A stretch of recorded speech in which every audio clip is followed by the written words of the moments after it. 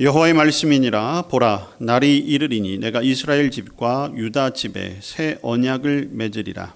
이 언약은 내가 그들의 조상들의 손을 잡고 애굽 땅에서 인도하여 내던 날에 맺은 것과 같지 아니할 것은 내가 그들의 남편이 되었어도 그들이 내 언약을 깨뜨렸음이라. 여호와의 말씀이니라.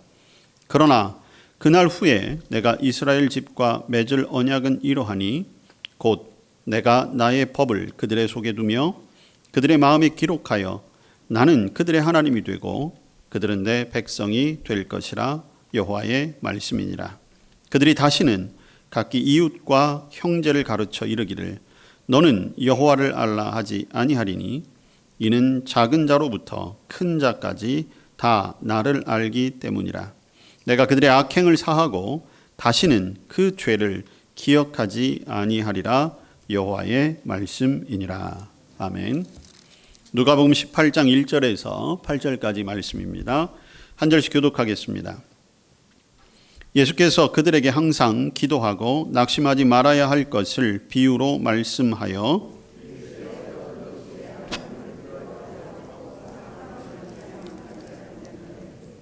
그 도시에 한 과부가 있어 자주 그에게 가서 내 원수에 대한 나의 원한을 풀어주소서 하되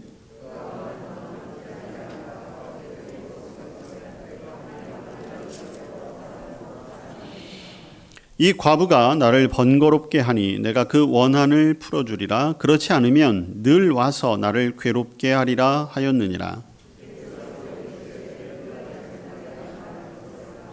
하물며 하나님께서 그 밤낮 부르짖는 택하신 자들의 원한을 풀어주지 아니하시겠느냐.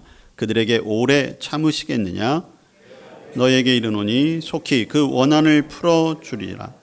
그러나 인자가 올 때에 세상에서 믿음을 보겠느냐 하시니라. 아멘.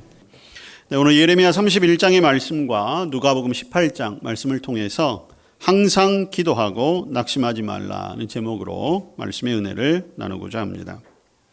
오늘 누가복음 18장은 오늘과 다음 주 계속해서 기도에 관한 말씀을 우리가 나누게 됩니다.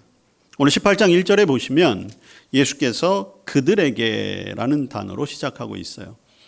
이 말씀을 듣는 대상이 있다는 것이죠. 여러분, 이 말씀을 듣는 대상은 누굴까요? 오늘 본문에서는 우리가 추정해 볼 수 있는데 바로 예수님의 제자들입니다. 자, 왜냐하면 전후 맥락을 볼 때 예수님께서는 특별히 제자들을 향해서 이제 앞으로 주님의 사역을 감당함에 있어 중요한 것들을 이야기하고 있습니다. 그런데 단지 여러분, 말씀은 제자들에게만 국한된 것이 아니지요. 오늘날 저와 여러분도 마찬가지예요. 하나님의 뜻에 따라 부르심을 받았고 택하심을 입었고 그리고 이 땅 가운데 성도로서 살아가고 있지요. 자, 그렇다라고 한다면 오늘 우리도 예수님의 말씀에 귀를 기울여야 하는 것이에요. 그리고 예수님께서는 우리가 오늘 이 말씀을 잘 듣기를 바라는 마음으로 말씀해 주고 계시는 거죠. 그러면서 하시는 것이 무엇입니까?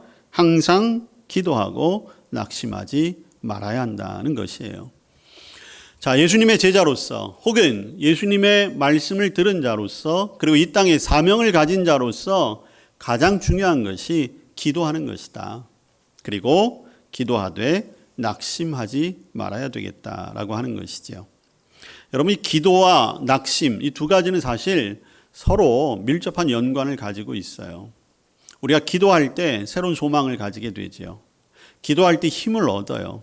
그리고 성도라면 당연히 기도해야 된다는 것 누구나 다 알고 있습니다.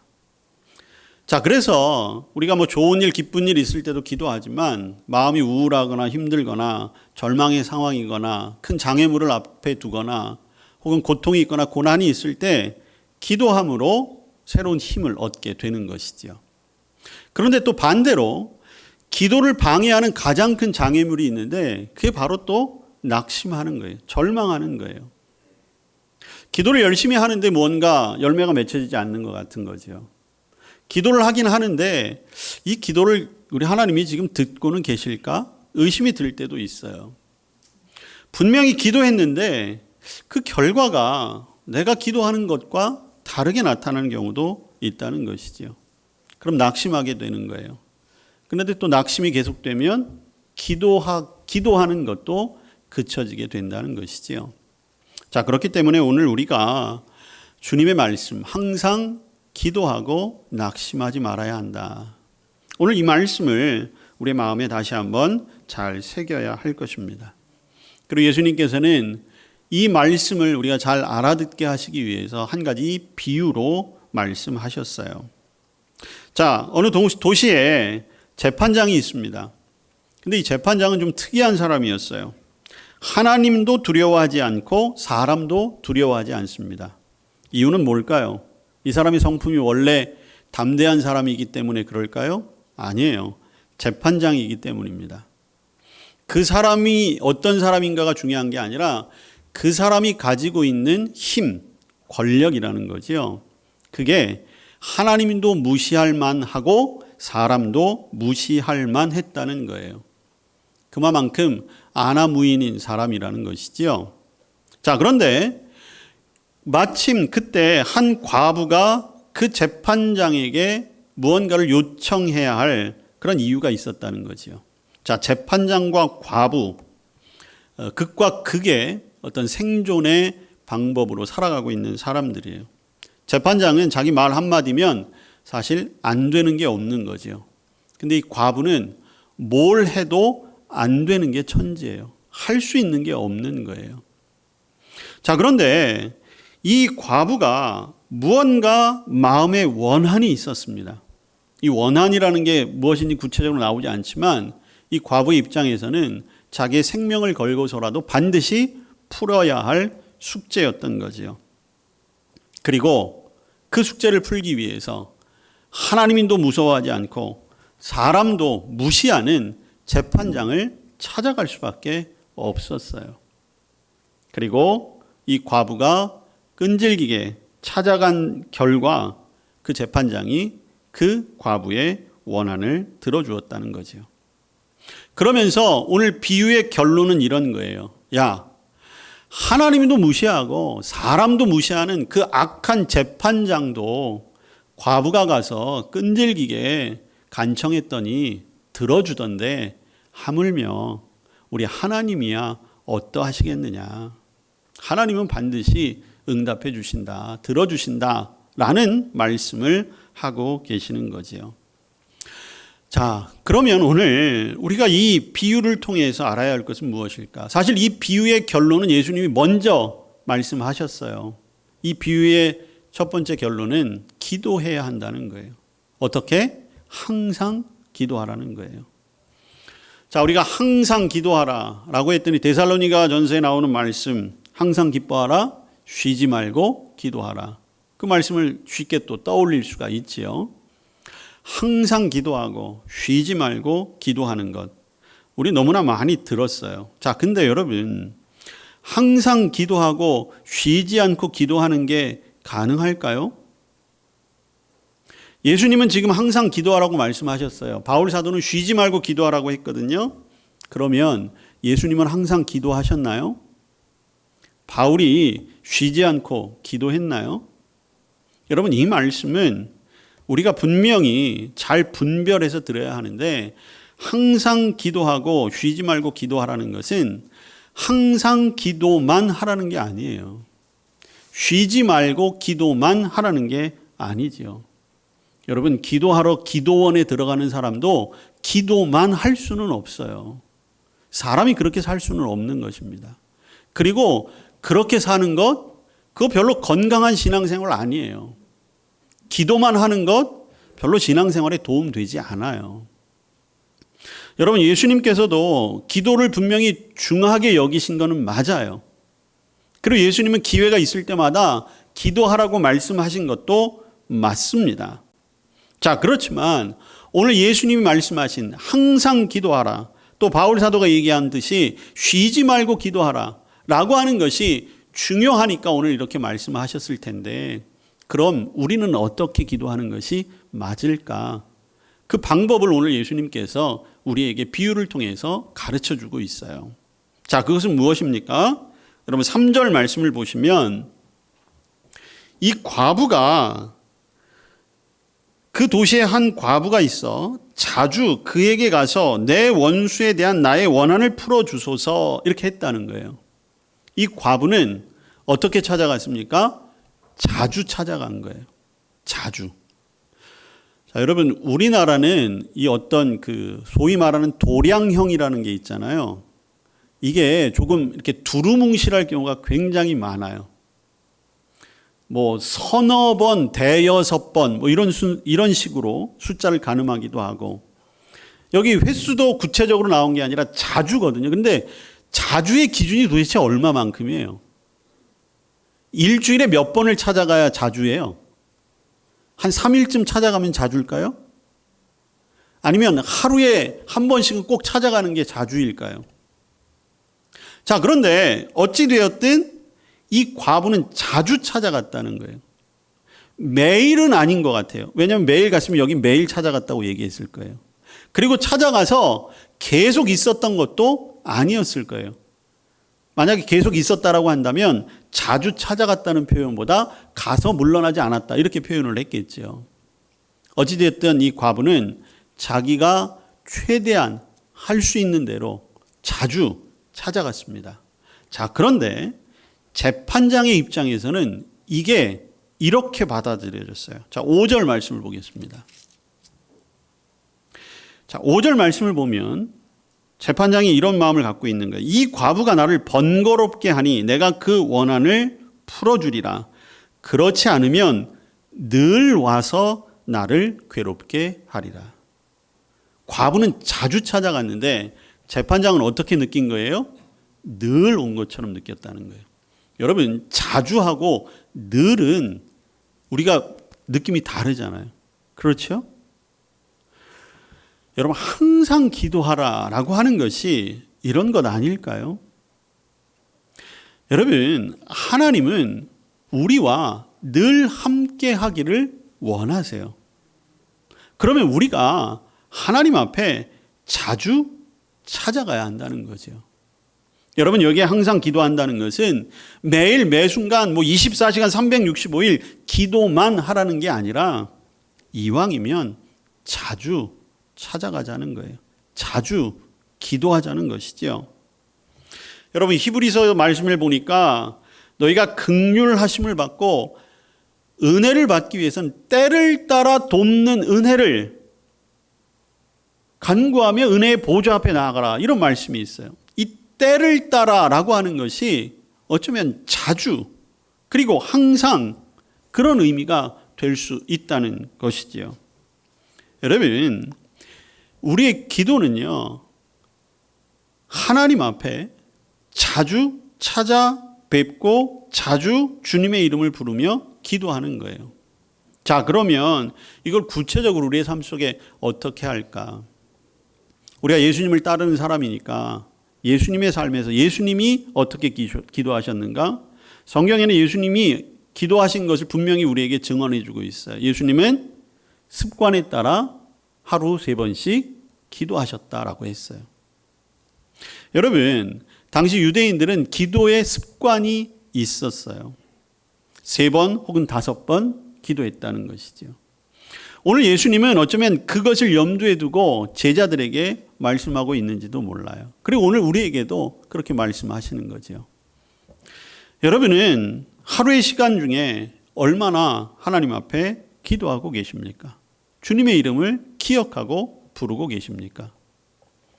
타종교의 이야기지만 오늘날 가장 열심히 기도하는 사람들은 사실 우리 기독교인이 아니라 이슬람인들인 것 같아요. 무슬림인 것 같아요. 무슬림들은 하루에 5번씩 반드시 기도하지요. 무슬림권의 국가들은 혹시 여러분 여행해 보신 분 있으면 계신 분 아시겠지만 새벽에도 기도하라고 온 동네 사이렌을 울리면서 노래인지 그들의 경전을 읽는 건지 틀어놔요. 아마 여행하신 분들은 기억이 다 나실 겁니다. 그러면 일제히 기도해요. 여러분, 심지어 항공기를 타고 가다가도 시간이 되면 바닥에 양탄자를 깔고 기도하는 사람들 목격하셨을 것입니다. 그 내용이나 그들이 어떤 마음으로 하는지 그거는 분명히 또 다를 거예요. 그러나 적어도 우리가 그들의 그 마음 어떤 그들의 노력하는 그런 결단들은 좀 배워야 하지 않을까. 바쁘다는 핑계로 어느 순간 우리는 기도의 시간이 양적으로 줄어들고 있어요. 이렇게 얘기하면 어떤 분들은 양이 문제냐 질이 문제 아니냐 이렇게 얘기하는데, 제 개인적인 경험에도 그렇고 제 목회적인 경험에도 그렇고 기도는 양이 승부합니다. 그리고 기도의 질은 양에서 나와요. 어느 정도의 양이 채워져야 그것이 하나님 앞에 바로 나아갈 수 있고 하나님이 원하시는 기도에까지 이룰 수 있다는 것이지요. 여러분, 오늘 이 말씀을 듣는 저와 여러분이 다시 한번 우리의 기도의 시간들을 한번 주님께 드리고 또 결정하고 또 결단할 수 있는 시간이 되시기를 바랍니다. 기도가 저와 여러분의 거룩한 습관이 되었으면 좋겠어요. 습관이 됐다라고 하는 것은 우리의 일상에서 늘 배어 나올 수 있다라고 하는 것이거든요. 여러분, 기도는 그렇게 되어야 해요. 기도는 특별한 것이 되어서가 안 됩니다. 기도가 우리에게 어떠한 부담이 되어서도 안 되겠지요. 매일 기도하는 것, 매일 가운데서도 우리가 시간을 정해놓고 그 순간만큼은 주님의 이름에 집중하고 주님의 뜻을 구하며 기도하는 것. 그것이 우리 주님이 원하시는 기도예요. 우리가 그렇게 자주 하나님 앞에 나아갈 때 하나님은 우리가 늘 하나님 곁에 머물고 있구나, 그렇게 느끼실 수 있다는 것이지요. 물론 여러분들이 지금도 열심히 기도하시고 정해진 시간에 여러분의 계획대로 기도하시는 분이 있는 줄 압니다. 그러나 아직까지 그러한 계획과 그러한 어떤 습관, 그런 노력이 없었더라면 오늘부터라도 우리가 다시 한번 하나님 앞에 우리의 시간을 드리고 우리의 공간을 드리고 또 우리의 마음을 드릴 수 있는 저와 여러분 되시기를 바랍니다.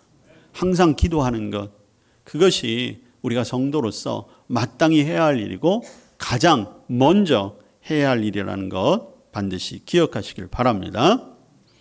자, 두 번째로 우리가 기억해야 할 것은, 기도하는 것, 그러나 그 기도는 바로 믿음으로 해야 한다는 거예요. 자, 오늘 이 비유를 잘못 우리가 받아들이면, 과부가 참 끈질기게 찾아가고 자주 찾아갔더니 그 재판장이 들어줬나 보다. 우리가 기도하는 것도 어떤 기도 제목을 정해놓으면 아주 끈질기게 응답 받을 때까지 어쨌든 자주 그렇게 해서 기도해야 되겠다. 근데 이게 맞기도 하지만 틀린 거예요. 여러분, 과부가 이 재판장으로부터 그 어떤 자기의 원한을 풀게 된 주요한 원인이 끈질기게 자주 찾아갔다는 것 맞을 거예요. 그러나 끈질기게 자주 찾아갈 수 있었던 이유가 무엇이냐? 그거는 그 재판장이 반드시 들어줄 것이다 라고 하는 확신과 믿음이 있었기 때문이죠. 어쩌면 강렬한 기대일 수도 있어요. 그러니까 믿음과 기대는 조금 다르잖아요. 그리고 이 과부가 자기의 삶의 가장 막다른 공간에까지 이르렀기 때문에 더 이상 돌파구가 없기 때문에 거기에 자기의 모든 소망을 걸어서 이제 자주 찾아갔고 그 정성이 통해서 응답받았다, 그렇게 볼 수도 있을 것입니다. 그러나 이것은 비유잖아요. 그렇다라고 한다면 우리의 기도의 모습을 이 과부의 모습 속에서 투영해 볼 때 우리가 가져야 될 것은, 자주 찾아가고 끈질기게 찾아가는 것도 맞지만 중요한 것은 믿음으로 기도해야 한다는 거예요. 여러분, 기도는 믿음이 있을 때 힘이 됩니다. 여러분, 제가 기도를 거룩한 습관으로 삼으라고 말씀하셨잖아요. 근데 습관이 되는 건 좋은데 이 습관이 되는 것에 맹점이 하나 있어요. 몸은 따라가는데 마음이 안 가는 경우가 있어요. 기도는 하고 있는데 내 마음의 중심이 따라가지 못하는 경우가 있다는 것이죠. 사실 유대인들이 그랬거든요. 유대인들이 하나님 앞에 기도하고 예배하는 것이 거룩한 습관이 된 것은 맞았는데 나중에는 그것이 껍데기만 남고 형식만 남게 된 거예요. 오늘날 우리도 그런 경우들이 종종 있어요. 대표적인 것이 어떤 식사기도 같은 거 할 때 보면, 모르겠습니다. 저만 그런지 모르겠지만 습관적으로 고개 숙이고 눈 감았다가 감사합니다 하고 뜨고 그냥 밥 먹는 거예요. 여러분, 이것은 습관은 됐지만 믿음의 기도라고 할 수는 없는 것이죠. 여러분, 기도는 믿음으로 하는 거예요. 하나님이 내 기도를 듣고 계시다. 우리가 지난주에도 말씀 나누었잖아요. 10명의 나병 환자들이 주님 앞에 소리를 질렀을 때 주님이 보시고 들으셨거든요. 오늘 우리의 기도도 마찬가지예요. 우리가 주님 앞에 자주 그리고 끈질기게 찾아가서 기도하는 것, 그것을 주님께서 보시고 들으신다라고 하는 믿음이 있어야 하는 것입니다. 많은 문제들이 우리 앞에 있지요. 많은 장애물들이 우리 앞에 있어요. 그러나 그 모든 것들을 돌파하고 그리고 주님 앞에 믿음으로 나아가서 기도할 때에 그 문제들이 해결될 수 있다라고 하는 그 믿음. 왜냐하면 하나님은 우리를 여전히 지켜보시고 우리의 부족함을 이미 헤아리시고 그리고 우리의 필요를 채워주시기 위해 모든 것을 준비해 놓으신 분이시기 때문인 거죠. 여러분, 믿음으로 기도하시기를 바랍니다. 기도는 물론 끈질김 그리고 어떤 인내 그거 필요해요. 그런데 여러분, 기도를 고집으로 해서는 안 돼요. 기도는 고집으로 하는 게 아니라 믿음으로 하는 거예요. 여러분, 고집스러운 기도와 믿음의 기도의 가장 큰 차이는 바로 이런 거예요. 기도의 어떤 결과 그리고 기도의 그 어떤 동기가 되는 것이 나냐 아니면 주님이냐, 그걸 따라보면 되는 거예요. 내 기도가 여전히 내 안에만 머물러 있고 내 소원에만 머물러 있다면 그거는 그저 고집이에요. 그리고 막연한 기대가 될 수 있습니다. 그런데 정말 믿음의 기도는 무엇입니까?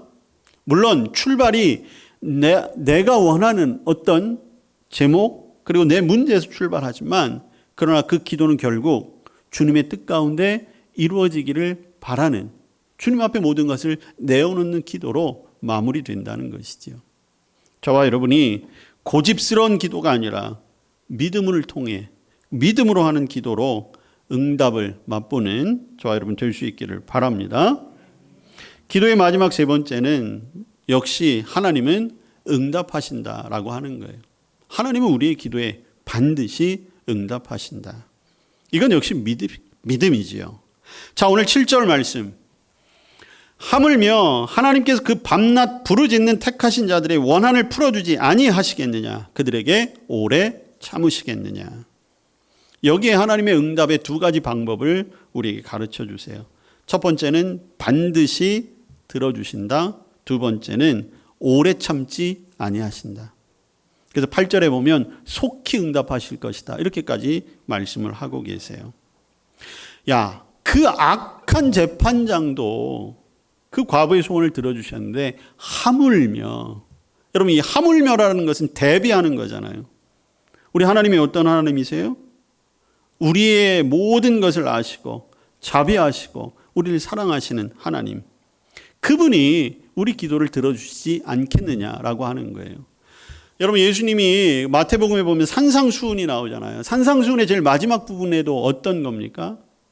악한 자라도 좋은 것으로 자기 자식에게 줄 줄 알거든 우리 하나님께서 너에게 더 좋은 것으로 주시지 않겠느냐.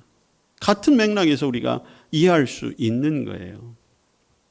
우리를 위해 독생자까지 주신 하나님, 그분이 우리의 모든 기도를 응답하시지 않겠느냐라고 하는 거예요. 여러분, 오늘 우리가 예레미야 31장의 말씀을 읽었잖아요. 예레미야 오늘 31장은 굉장히 중요한 말씀을 주고 있어요. 새로운 언약이에요. 하나님께서 이스라엘 백성들에게 내가 너희들에게 새로운 약속을 주겠다라고 말씀하신 거거든요.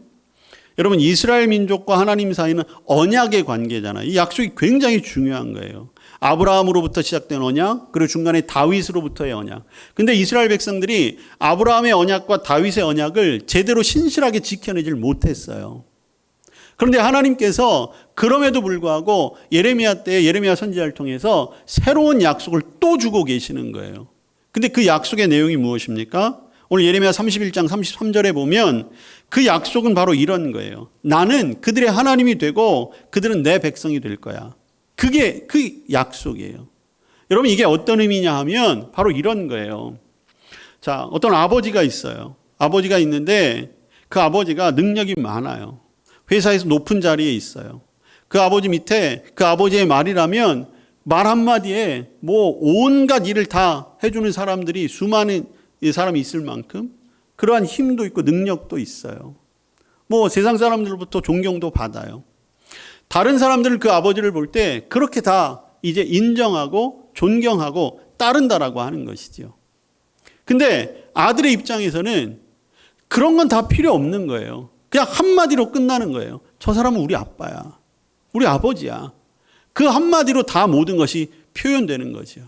어디 가서 무슨 재력을 소개할 필요도 없는 거예요. 어떤 능력을 가졌는지 그것을 말할 필요도 없는 거예요. 그냥 내 아버지야. 그거 하나로 끝이라는 거죠. 지금 하나님이 주시는 약속의 말씀이 그거거든요. 너 다른 거 생각하지 않아도 돼. 내가 네 아버지가 될 거야. 네 아빠가 될 거야. 이 말에는 어떤 것이 포함되어 있습니까? 모든 것을 다 책임지시겠다는 거거든요. 여러분 기도라고 하는 것은요. 하나님의 자녀가 된 그리스도인의 특권이에요. 오늘 7절에서 부르짖는 자들의 원한이라고 했어요. 여러분 기도한다는 것을 부르짖는다라는 것으로 이렇게 표현하고 계시거든요. 우리의 간절함을 우리 주님께서는 이미 다 아신다는 것이죠. 여러분 하나님은 절대 실수하지 아니하세요. 실수하지 아니하신다는 것은 우리의 기도에 정확하게 응답하신다는 거예요. 근데 우리가 실수할 때가 가끔 있어요. 그때 우리가 잘못 판단하는 거예요. 그 잘못 판단의 가장 많은 것 중에 하나가 뭐냐 하면 오늘 8절 말씀처럼 속히 그 원한을 풀어주시리라 라고 하는 데서 우리가 많이 실수해요. 하나님의 때와 내 욕심을 구별하지 못하는 경우가 종종 생겨지는 거죠. 우리는 지체 없이 속히 얼른 내가 원하는 대로 응답되기를 바라는데 오늘 말씀을 보면 주님께서는 오래 참지 않게 하시고 속히 들어주신다고 말씀을 하셨지만 이게 단순한 속도의 의미가 아니라는 거예요. 무엇이겠습니까? 하나님의 뜻에 합당한 기도인가? 정말 믿음의 기도인가? 내가 기도한다고 했지만 적당히 기도하고 그리고 기도한다고 했지만 믿음으로 한 것이 아니라 그저 고집스럽게 그냥 끈질김만으로 기도한 것인가? 그 차이가 있다는 것이죠. 그래서 여러분 오늘 비유는 사실 그래서 8절 마지막에 우리에게 마지막 질문을 던지면서 사실 끝내고 계세요. 8절에 보시면 그러나 인자가 올 때에 세상에서 믿음을 보겠느냐. 이것은 주님의 탄식이기도 하고요. 그리고 우리에게 남겨진 질문이기도 해요. 탄식의 입장에서 보면 이렇게 믿음의 기도에 대해 설명했는데 주님 보시기에 이런 믿음의 기도를 하는 사람들이 없다는 거예요. 기도하는 사람은 참 많은 것 같은데 항상 기도하는 사람도 보이지 않는 것이고 그리고 믿음으로 기도하는 사람도 보이지 않는다는 거지요. 주님의 탄식이기도 하고요. 오늘 우리에게도 질문하는 거예요. 우리는 과연 얼마나 하나님 앞에 기도하고 있는가? 그리고 오늘 내 기도가 얼마나 주님 앞에 믿음의 기도를 하고 있는가? 우리가 하나님 나라를 소망한다고 살아가고 있는데 정작 주님이 이 세상에 오셔서 하나님의 나라를 완성하실 그때에 내 기도가 정말 주님 보시기에 합당하고 주님 보시기에 합당한 믿음으로 기도한 것인가? 오늘 우리의 기도를 돌아보라고 말씀하시는 것입니다. 여러분 기도가 우리의 신앙생활에 있어 가장 중요하다는 것 우리 모두가 잘 알고 있어요. 오늘 이 말씀 우리 마음에 잘 새기시고 저와 여러분도 주님 앞에 항상 기도할 수 있는 기도로 우리의 삶을 좀 드릴 수 있는 성도가 될 수 있기를 바랍니다. 짧은 기도를 하든 어떤 목적 있는 기도를 하든 어떤 기도라도 고집스러운 기도가 아니라 믿음의 기도로 하나님의 뜻을 분별해 나가는 기도의 사람들 되시기를 바랍니다. 그렇게 기도할 때 우리의 삶 속에 우리의 기도 이상으로 응답과 기적과 하나님의 축복이 임하게 될 줄로 믿습니다. 그 기도의 축복을 누리며 살아갈 수 있기를 주님의 이름으로 축복합니다. 아멘. 주님, 저희들에게 기도할 수 있도록 해주신 것 감사합니다. 더 많이 주님 앞에 나아가 기도하게 하옵소서. 기도할 때마다 믿음으로 하게 하시고 그로 말미암아 우리 하나님 예비해 놓으신 축복 누리며 살아가게 하옵소서. 예수님 이름으로 기도합니다. 아멘.